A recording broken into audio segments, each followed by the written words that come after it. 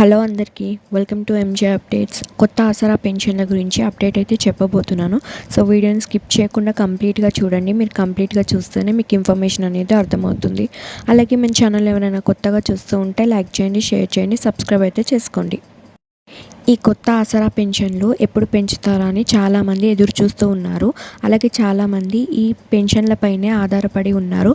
ముఖ్యంగా వికలాంగులు, వృద్ధులు ఈ పెన్షన్లపైనే ఆధారపడి ఉన్నారు. కొత్తగా ఈ పెన్షన్ల గురించి ప్రజాపాలనలో ఎంతోమంది అప్లికేషన్స్ అయితే పెట్టుకున్నారు. వారందరికీ ఏప్రిల్ నుంచి అయితే కొత్త పెన్షన్స్ అయితే ఇవ్వబోతున్నారు. వికలాంగులకు 4,000, వృద్ధులకు, వితంతువులకు, ఒంటరి మహిళలకు 2,000 అయితే పంపిణీ చేయబోతున్నారు.